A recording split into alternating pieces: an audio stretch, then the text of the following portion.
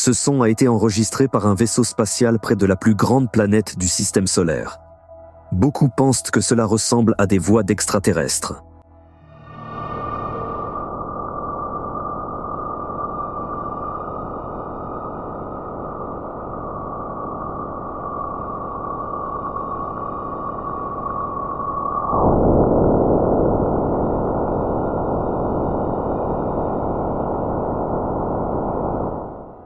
Mais en réalité, vous entendez quelque chose de bien plus étonnant. Ce sont des processus électriques d'une puissance colossale qui se produisent dans le champ magnétique de Jupiter, tellement puissants qu'ils sont capables d'influencer l'espace autour de la planète. Les télescopes sont les yeux qui voient tout de l'humanité. Sans eux, beaucoup seraient encore convaincus que la Terre est le centre de l'univers et qu'elle se maintient dans le vide uniquement grâce aux efforts d'une immense tortue et de diligents éléphants. Mais en plus de la prise de conscience que notre planète est un astre comme les autres, grâce aux observatoires en orbite, l'humanité a eu une révélation. Nous occupons une place très insignifiante dans la hiérarchie cosmique de milliards de planètes. De plus, la Terre pourrait ne pas être le seul objet où la vie existe déjà ou est sur le point d'apparaître. La mission Kepler, lancée en 2009, a révolutionné notre esprit et nos conceptions. L'observatoire spatial de la NASA est devenu à ce jour le meilleur outil de détection des exoplanètes. L'objectif de la mission est d'étudier la structure des systèmes planétaires situés à proximité de leurs étoiles hôtes. Kepler portait une attention particulière aux corps célestes situés dans la zone habitable, c'est-à-dire le secteur habitable d'une étoile. Quelqu'un pourrait objecter: pourquoi investir des millions dans une nouvelle station orbitale alors qu'il existe déjà l'œil vigilant du télescope Hubble, homonyme de notre chaîne? La principale différence entre ces dispositifs était que le télescope Hubble, mobile et facilement contrôlable, lancé en orbite terrestre basse, peut se tourner dans n'importe quelle direction et observer les environs de la Terre. Alors que Kepler tourne autour du Soleil et est orienté vers les profondeurs de la Voie lactée, c'est-à-dire qu'il va littéralement au fond des choses. La principale zone d'observation de ce dernier se trouve dans les constellations du Cygne, de la Lyre et du Dragon. Ce sont ces constellations que l'observatoire a étudiées en détail à l'époque. Malheureusement, le 30 octobre 2018, le porte-parole officiel de la NASA, Paul Hertz, a annoncé la fin de la mission de l'observatoire spatial Kepler. Mais l'analyse des données se poursuit encore aujourd'hui. Au cours de son fonctionnement, Kepler a découvert environ 4700 candidates au statut d'exoplanète, dont des milliers ont été entièrement confirmées. Aujourd'hui, nous allons parler des découvertes les plus insolites de le légendaire observatoire et essayer d'imaginer à quoi pourrait ressembler la vie sur ces planètes. Kepler 438b. L'exoplanète a été découverte par Kepler dans la constellation de la Lyre, à 470 années-lumière de la Lyre. Elle possède le coefficient de similarité avec la Terre le plus élevé. Mais les scientifiques estiment tout de même que la vie sous des formes qui nous sont familières y est peu probable. D'où vient un tel pessimisme? Du comportement de l'étoile hôte. Kepler 438, une naine rouge, est plusieurs fois plus petite que le Soleil. La planète se trouve dans la zone habitable de son étoile, mais c'est probablement là que réside son malheur. En fait, environ une fois tous les 100 jours, l'astre reçoit une bonne dose de radiation, car Kepler 438 est une étoile assez capricieuse. Ces super-éruptions énergétiques dépassent d'au moins 10 fois l'activité solaire et sont comparables à l'explosion de 100 milliards de tonnes en équivalent TNT. Donc, si la vie existe sur cette planète lointaine, elle doit être incroyablement résistante à un niveau de radiation aussi élevé. Sinon, ce serait une société bien étrange. Une concentration de mutants, tous atteints de leucémie. Cependant, si la planète possède un champ magnétique puissant, elle pourrait partiellement repousser les assauts des radiations. Kepler XB. C'est un monde de lave et de feu. Sur cette planète, il fait bien plus chaud qu'à Port-Réal lors de l'attaque traîtresse des dragons de Daenerys du Typhon. Une petite exoplanète de fer se trouve à 560 années-lumière de nous. La température de ce lieu infernal ne laisse aucun espoir de survie pour des extraterrestres, ni pour un terrien. Le jour comme la nuit, une chaleur incroyable règne ici, atteignant jusqu'à 1500 degrés Celsius. En conséquence, les astronomes supposent que Kepler XB est recouverte d'océans de fer en fusion et que la gravité y est 2 fois plus forte que sur Terre. Par conséquent, même atterrir sur cette planète est une mission impossible, car les surcharges subies par les astronautes seraient difficilement compatibles avec la vie. Kepler 10b gravite dans la zone habitable d'une vieille étoile naine jaune âgée de 12 milliards d'années, mais cet objet reçoit environ 40% de chaleur en plus que nous, c'est pourquoi la température moyenne sur la planète est d'environ 60 degrés. Kepler 1000, 649c.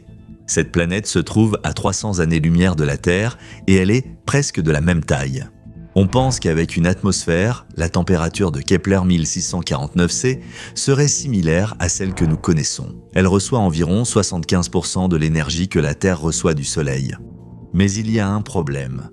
Kepler 1649 appartient à la catégorie des naines rouges imprévisibles et excessivement actives.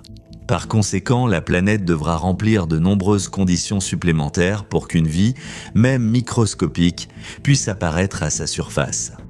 Kepler 16b. Dans le cas de cette planète, il faut plutôt comparer cette planète à la saga captivante Star Wars qu'à l'épique Game of Thrones. Kepler 16b peut tout à fait être assimilée à Tatooine, car elle se trouve également à proximité d'un couple stellaire lié par la gravité. La planète est une géante gazeuse de la taille de Saturne. Selon les astrophysiciens, elle est constituée pour moitié de gaz et contient beaucoup de roches. L'unicité de cet objet tient aussi à sa proximité avec ses étoiles, alors qu'on croyait qu'à une telle distance, la formation de planétoïdes était impossible.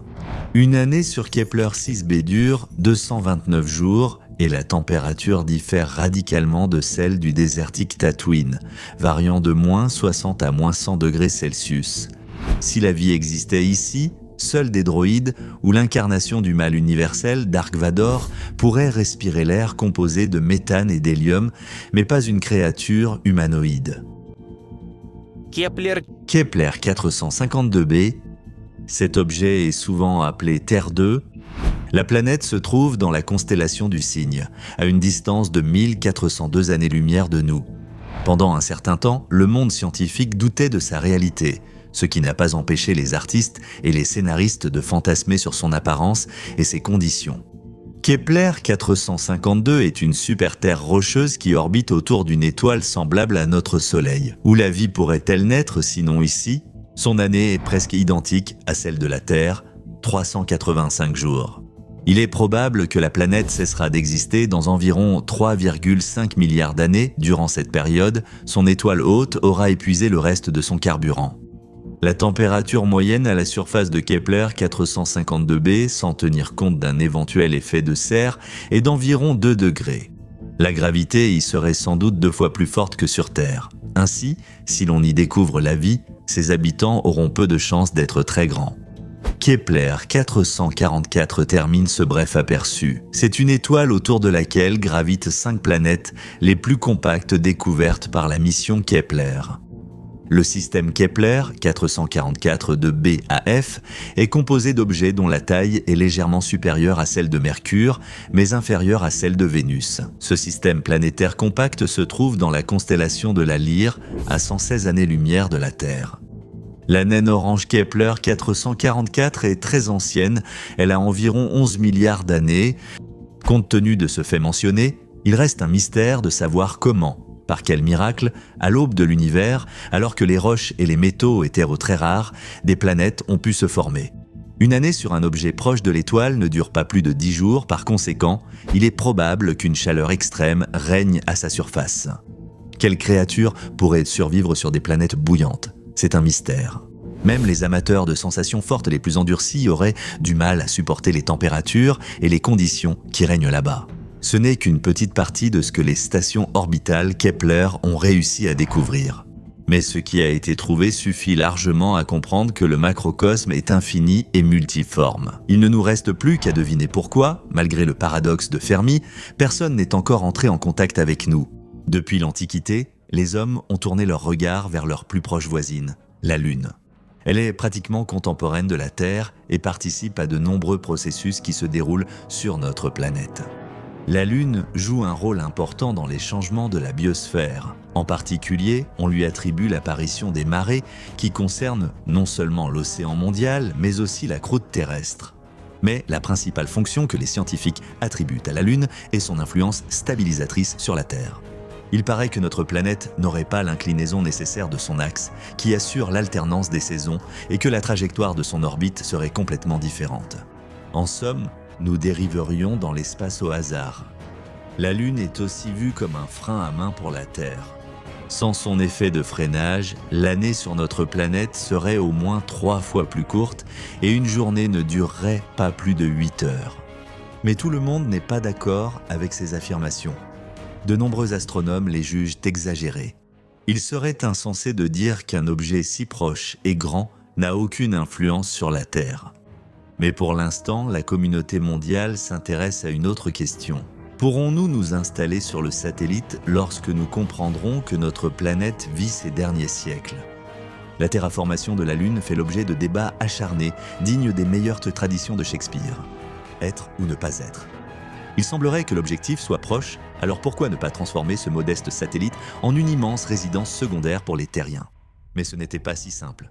Même le vieux Elon, qui n'est pas un idiot comme beaucoup le reconnaissent dans les commentaires, ne considère pas la Lune comme une base pour l'installation de l'humanité, préférant la lointaine et poussiéreuse Mars. Pourquoi? Peut-être est-ce un manque de prévoyance impardonnable? Il s'avère que ce n'est pas si simple.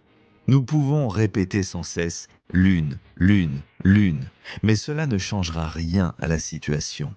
On peut considérer le satellite comme une étape lors des vols vers Mars ou le transformer en un instrument pour prouver ses propres ambitions politiques, comme l'ont fait la Russie et les États-Unis à leur époque.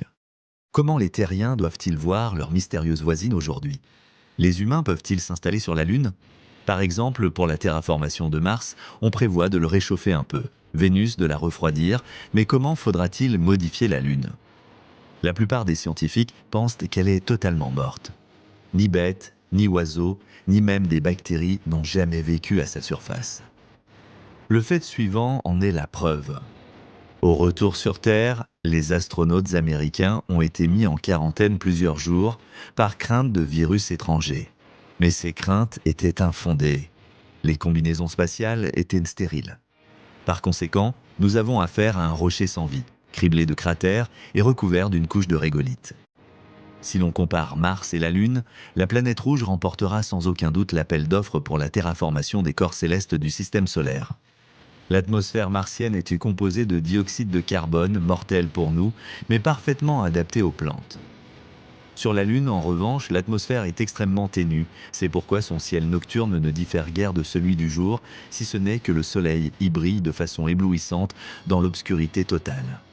Pour cette même raison, on observe un énorme contraste de température qui ne sont pas atténués par l'absence de couche atmosphérique. Le sol et les roches de Mars sont riches en oligo-éléments précieux, indispensables à la culture des plantes, tandis que notre satellite peut se vanter de posséder des ressources tout à fait différentes. Prenons par exemple le hélium-3, un élément qui participe à la formation de réactions thermonucléaires super efficaces. Cet isotope, qui surpasse à bien des égards l'uranium et le plutonium, abonde dans les couches supérieures du régolithe. On prévoit ensuite de l'utiliser pour chauffer les colonies. Qu'est-ce qui ne va pas encore avec la Lune? Elle est minuscule, bien plus petite que Mars, dont la superficie représente un tiers de celle de la Terre. Mais c'est le moindre de ses problèmes. La Lune n'est pas seulement dépourvue d'atmosphère. Elle ne possède pas non plus de champ magnétique et la gravité y est extrêmement faible. Une barre de 100 kg ici devient un haltère d'enfant, et un saut en longueur ordinaire s'étend sur 6 mètres. C'est pourquoi la Lune est idéale pour ceux qui veulent perdre du poids, car ici tout pèse nettement moins lourd. Cependant, il est difficile d'y voir un avantage, car l'organisme humain est totalement adapté aux conditions terrestres. L'absence d'atmosphère et de champ magnétique est un sérieux inconvénient pour la terraformation, car sur la Lune, les colons seront inévitablement exposés à un rayonnement cosmique intense. Il a été calculé qu'en seulement 100 heures, un astronaute recevra une dose critique de rayons X, et lors des éruptions solaires, les rayons mortels tueraient une personne en quelques minutes. La poussière lunaire, appelée régolithe, dont il est impossible de se protéger, représente également un danger pour les colons, car elle provoque le cancer des poumons. Le matériau finement dispersé endommage également les équipements vitaux en un temps record, les mettant hors service. En somme, la Lune n'est pas le meilleur endroit, non seulement pour y vivre, mais même pour y construire un camp d'entraînement avant des vols vers des planètes lointaines, car les conditions sur ces objets sont trop différentes les unes des autres. Notre satellite ne présente que deux avantages majeurs sur lesquels insistent les partisans de la terraformation lunaire lors des débats, ce sont les réserves de glace d'eau et la proximité. En effet, même Tsiolkovsky élaborait un projet d'ascenseur spatial vers la Lune, qu'il considérait comme assez réaliste et réalisable. Pour se rendre sur le satellite, un vaisseau spatial mettra 3 jours. À titre de comparaison, il faut 6 mois pour aller sur Mars, et un photon de lumière atteindra même ces mers rocheuses en seulement 1,2 secondes. Mais ces avantages sont noyés dans un océan d'obstacles. Le satellite regorge de ressources minérales, il pourrait donc devenir un excellent entrepôt industriel ou une base de ressources. Mais la survie de l'espèce, c'est autre chose. Comme on dit, il ne faut pas confondre le tourisme avec l'émigration. Pour des objectifs à long terme, il faudra chercher un corps céleste plus approprié. Mais ne vous précipitez pas pour arrêter la vidéo car nous avons oublié l'aspect commercial. Est-il rentable de transformer la Lune en terrain d'expérimentation et d'exploitation de ressources ? Il s'avère que ce n'est pas vraiment le cas. La principale raison de le faire, l'isotope hélium-3. Mais les scientifiques ne savent pas encore bien contrôler les processus liés à cet élément. À cette fin, il faudra construire un réacteur expérimental et y mener des recherches pendant au moins 20 ans d'affilée. C'est pourquoi l'utilisation industrielle de la fusion thermonucléaire ne sera possible qu'à partir de 2050 au plus tôt. Jusqu'à cette date, l'extraction de l'isotope reste inutile. Le tourisme connaît le même problème. La vente de séjours à la Station spatiale internationale montre que ce secteur est totalement déficitaire. Par conséquent, les terriens curieux n'achèteront pas de sitôt des excursions en masse vers la Lune. L'humanité moderne a pris l'habitude de compter sur les avancées scientifiques et de faire confiance au progrès en rapide évolution.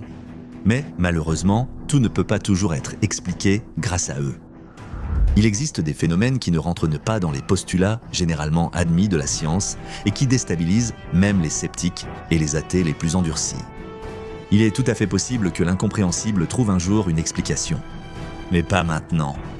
Car sur certaines questions, nous ressemblons encore à de jeunes enfants, regardant avec étonnement, méfiance et un véritable intérêt une toupie qui tourne à toute vitesse.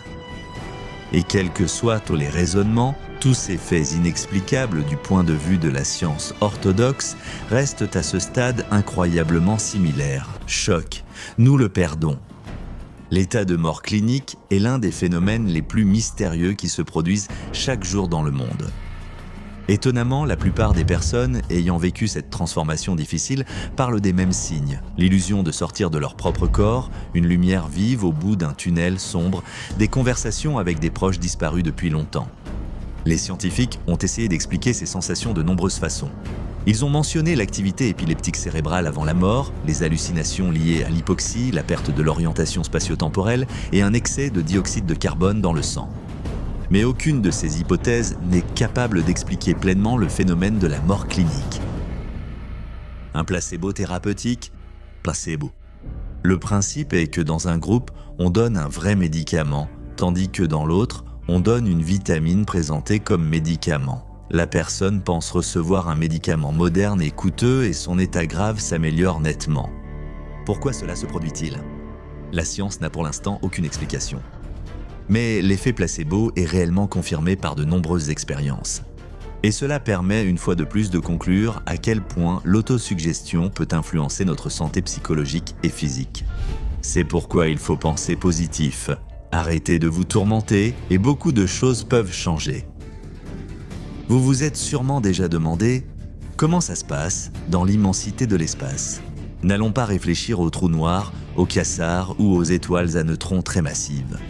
Passons à un objet plus global, à savoir l'univers dans son ensemble. En effet, de nombreux scientifiques considèrent la théorie du Big Bang comme un fait pratiquement prouvé, et donc la naissance de l'univers, dont ils estiment l'âge entre 13 et 14 milliards d'années. Mais est-ce vraiment le cas ? Le rayonnement micro-ondes que l'on rencontre dans l'immensité de l'espace a osé remettre en question cette hypothèse. En fait, l'univers observable depuis la Terre est délimité par 2 horizons polaires, séparés l'un de l'autre par une distance de 28 milliards d'années-lumière. Sur cette étendue incroyablement vaste, le fond du rayonnement micro-ondes est relativement uniforme. Et maintenant, attention, question. Comment les régions chaudes et froides du rayonnement ont-elles pu équilibrer leur température sur une distance de 28 milliards d'années-lumière après le Big Bang, alors que l'âge de l'univers n'est que de 14 milliards d'années? Après tout, rien ne peut se déplacer plus vite que la vitesse de la lumière. Pour l'instant, cette question n'a pas de réponse satisfaisante. OVNI? Non, je n'en ai pas vu. Ce point concerne également l'espace, car l'apparition de ces objets est attribuée aux extraterrestres.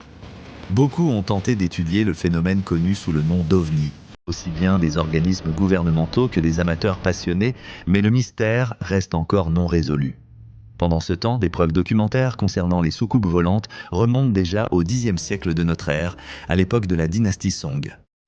Au siècle dernier et au siècle actuel, l'apparition d'OVNI a souvent semé la panique chez les pilotes et provoqué des dysfonctionnements d'équipement. Les principales hypothèses se résument à une identification erronée d'un appareil ultra-moderne d'origine terrestre, illusions optiques atmosphériques, hallucinations ou révélations. La question se pose, je vous ai déjà vu? Déjà vu dans la langue d'Alexandre Dumas veut dire vu auparavant. Vous pensez être le seul à être convaincu que cela vous est déjà arrivé auparavant? Nous allons vous décevoir. 97% des habitants de la planète y ont déjà été confrontés. Les scientifiques n'ont établi qu'une seule chose avec certitude. L'effet des faux souvenirs survient plus souvent chez les personnes épileptiques, trop sensibles, peu résistantes au stress et impressionnables, ainsi que chez les adolescents de moins de 17 ans. Pour le reste, les hypothèses divergent. Parmi elles, on distingue les mécanismes de pensée associative ou de légers dysfonctionnements de la mémoire. Il existe aussi des théories plus exotiques. Par exemple, certains considèrent le déjà-vu comme un message d'une vie antérieure ou comme un don de clairvoyance qui s'éveille. Parfois, cet effet peut ressembler à l'histoire de Shurik et Lida, qui se préparaient trop passionnément à l'examen. Bien sûr, ce n'est pas une liste complète de ce qui reste incompris. Il y a aussi l'inexplicable intuition humaine, les mystères du triangle des Bermudes, les disparitions de personnes sans laisser de traces, le phénomène de la matière noire et de l'énergie noire, les tétraneutrons impossibles du point de vue de la physique traditionnelle et bien d'autres choses encore. Il est peu probable que l'un d'entre vous se souvienne de ce qui s'est passé avant votre naissance. Mais il suffit d'y réfléchir et bam! Des éclairs de souvenirs de votre jeune âge apparaissent devant vos yeux. Mais aviez-vous tout compris à ce moment-là? Et comment pouvait-on expliquer la signification du mot « grand » ? Il n'est pas besoin d'être pédagogue pour comprendre cela. Prenez simplement de petits et de grands objets et nommez leurs caractéristiques. Cela montre que tout se comprend par comparaison. Les adultes explorent aussi le monde de la même façon. C'est pourquoi nous portons une telle attention aux objets cosmiques, aux distances et aux processus.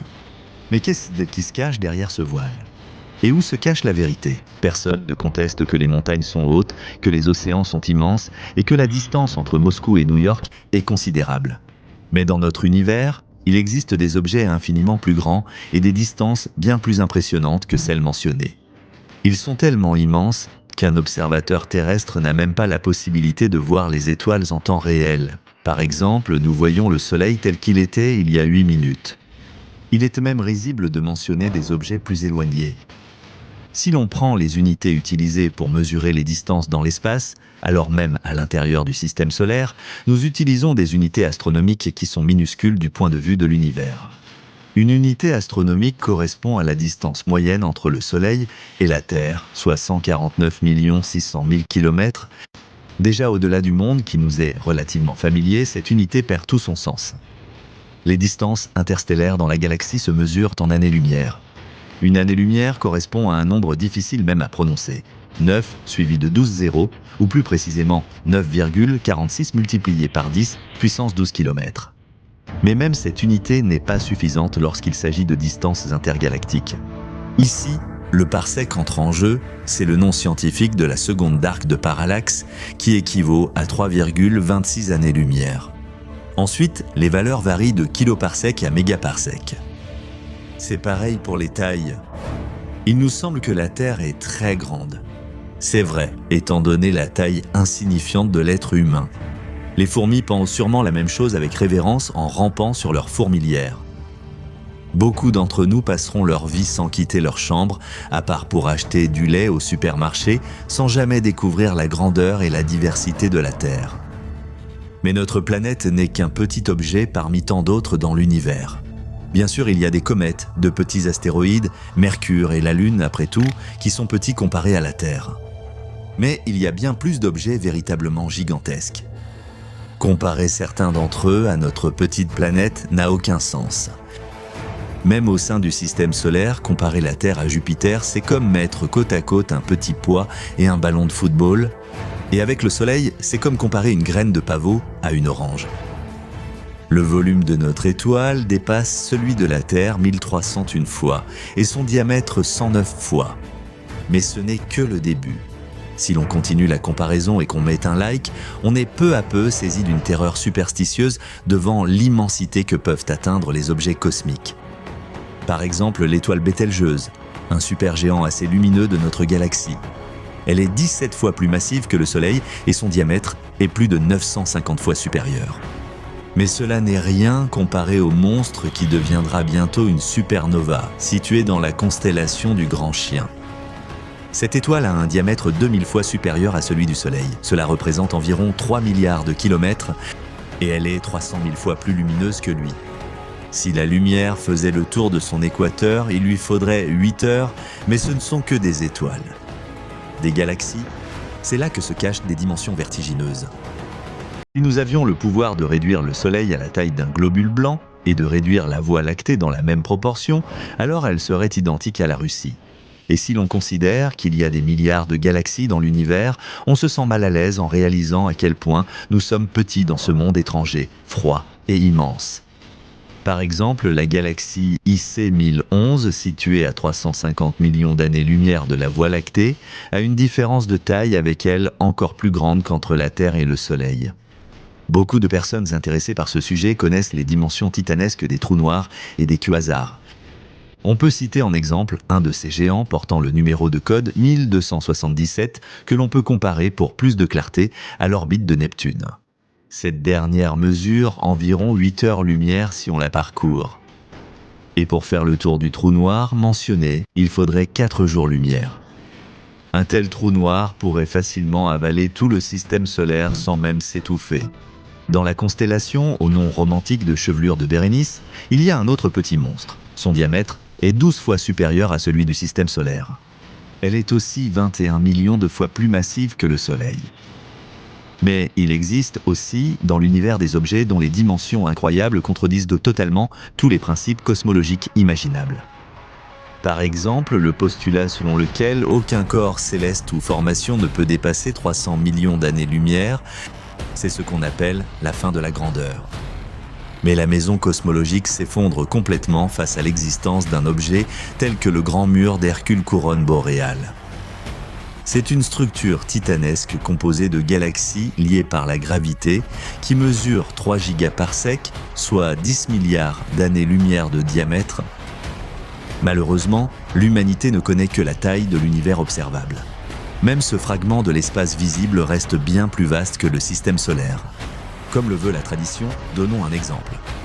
Si l'on réduit le système solaire à 1 mm, alors l'univers aura la taille de la planète Saturne.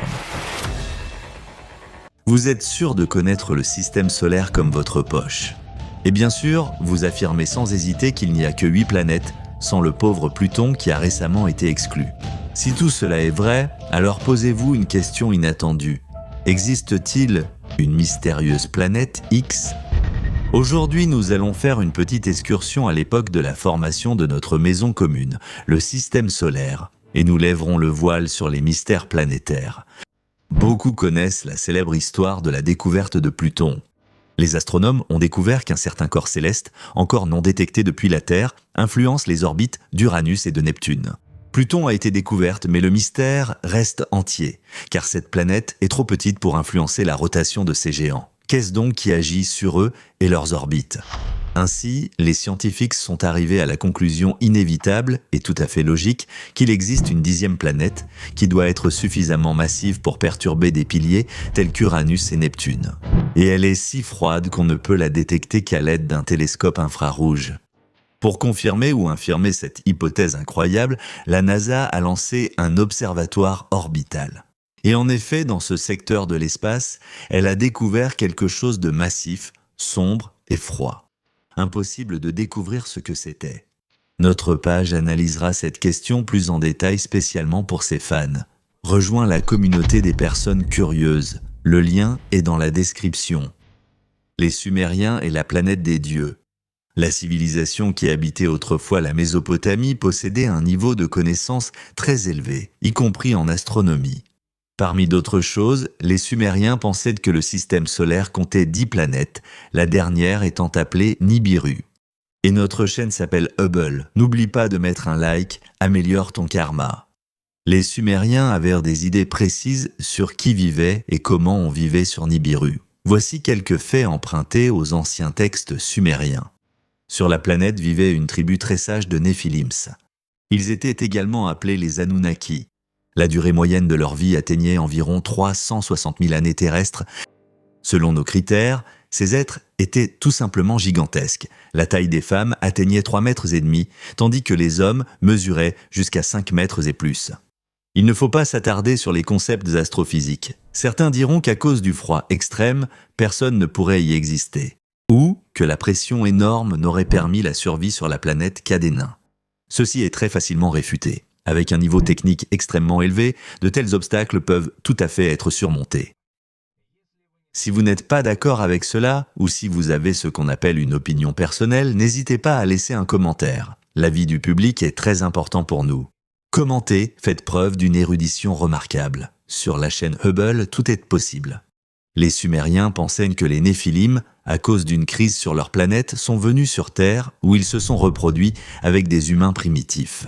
Et les visiteurs extraterrestres ont tout appris aux Terriens et se sont autodétruits. Difficile de dire qui en était responsable. Les échos de cet événement épique apparaissent dans la Bible. Vous vous rappelez la légende de Sodome et Gomorrhe ? Les villes en feu brûlant à cause du soufre ne sont rien d'autre qu'un effondrement nucléaire survenu à la suite d'une guerre totale. Les radiations apparues à la suite des explosions a détruit les Sumériens et presque toutes leurs connaissances ont été perdues. Et enfin, le plus important. Des informations effrayantes sur une nouvelle fin de notre monde, directement liée à la planète X. Qu'une révolution de Nibiru autour du Soleil prend environ 3600 ans. Et lorsque Nibiru s'approchera à nouveau de la Terre au point d'être visible depuis n'importe quel endroit du globe, notre planète sans défense sera confrontée à des cataclysmes monstrueux. Par exemple, le déluge biblique ou la disparition de personnes innocentes. Chut, chut, chut.